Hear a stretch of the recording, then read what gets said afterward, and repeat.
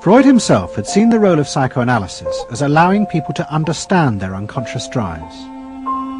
But Anna Freud believed it was possible to teach individuals how to control these inner forces. She had come to believe this through analysing children, above all the children of her close friend, Dorothy Burlingham.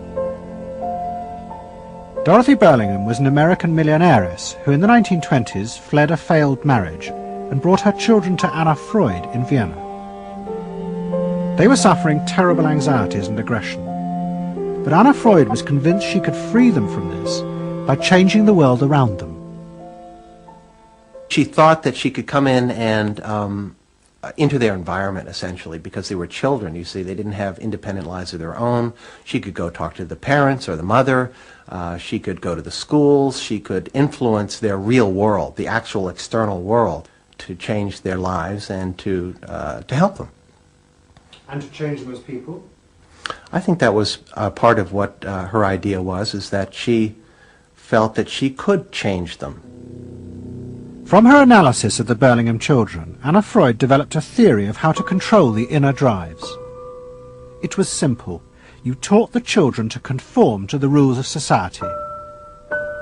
But this was more than just moral guidance. Anna Freud believed that if children like the Burlinghams strictly followed the rules of accepted social conduct, then as they grew up, the conscious part of their mind, what was called the ego, would be greatly strengthened in its struggle to control the unconscious.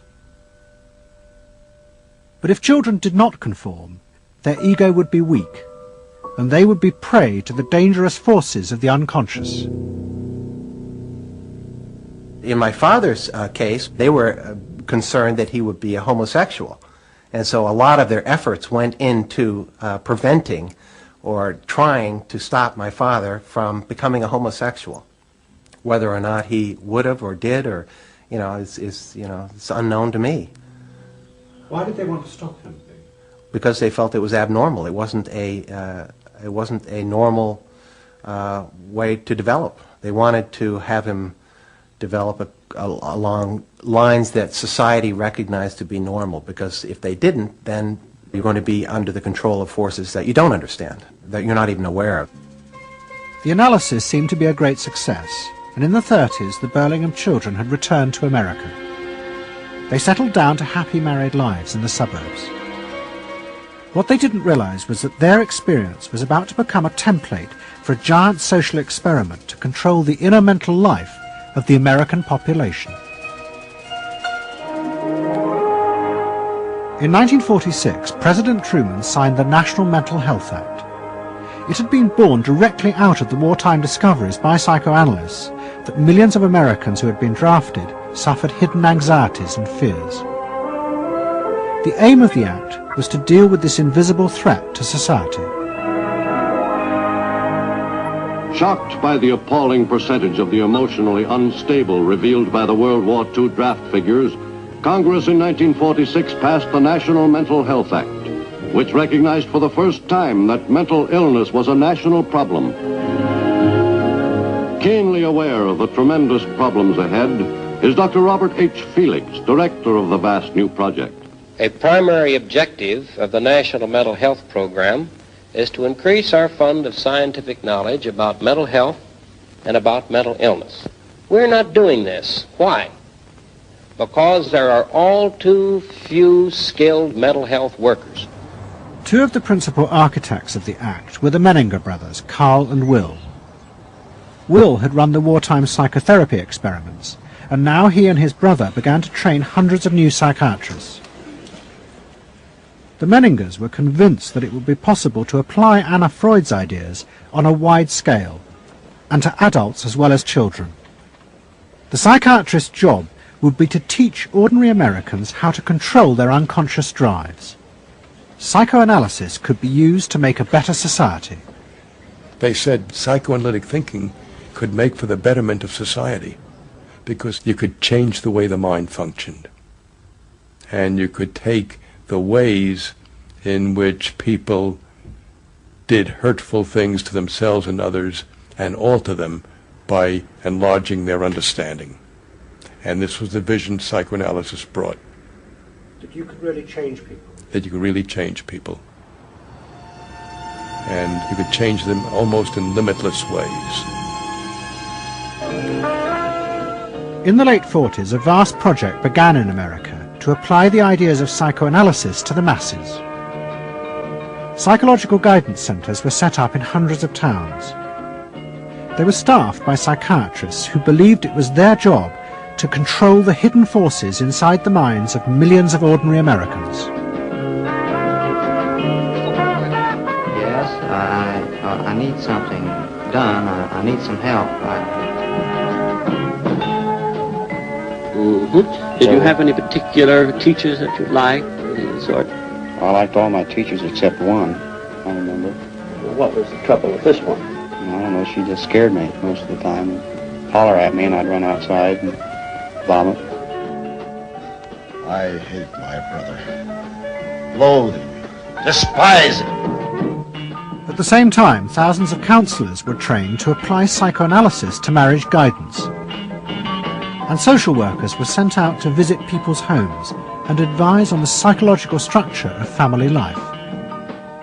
Behind all this was the fundamental idea of Anna Freud's, that if people were encouraged to conform to the accepted patterns of family and social life, then their ego would be strengthened. They would be able to control the dangerous forces within them. When your emotions control your actions, it affects not only yourself, but the people around you. And if this sort of flare-up is repeated often, it might lead to a permanently warped personality. You can control the fire of your emotions so that your personality becomes more pleasant. So we expect that someone who's been through that experience will be much more insightful, much more understanding, and a much better regulated person. And what happens to the guy? And regulation includes being able to let go, as it were, to enjoy a football game or a soccer game.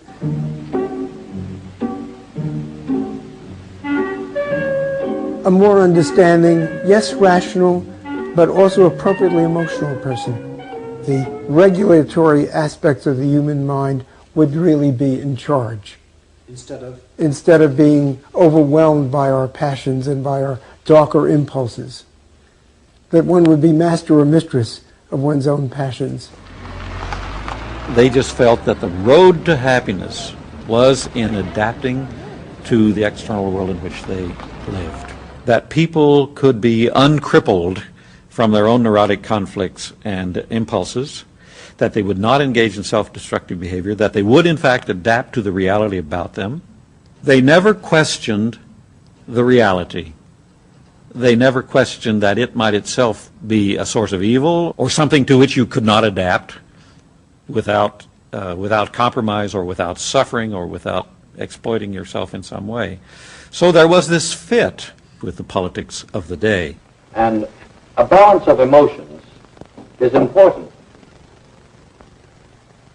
to a well-rounded personality. But it was only the beginning of the rise to power of psychoanalysis in America.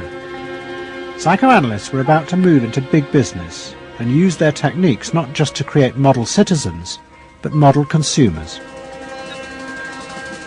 Last week's episode showed how Freud's American nephew, Edward Bernays, had been the first to convince American corporations that they could sell products by connecting them with people's unconscious feelings.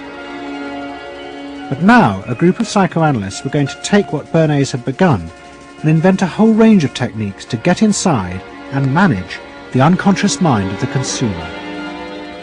They were led by Ernest Dichter. Dichter had practiced next door to Freud in Vienna, but he had come to America and set up the Institute for Motivational Research in an old mansion north of New York. This is the Institute for Motivational Research, a place devoted to the intriguing business of finding out why people behave as they do, why they buy as they do, why they respond to advertising as they do. And this is Dr. Ernest Dichter. We don't go out and ask directly, why do you buy, why don't you? What we try to do instead is to understand the total personality, the self-image of the customer. We use all the resources of modern social sciences. It opens up some stimulating psychological techniques for selling any new product.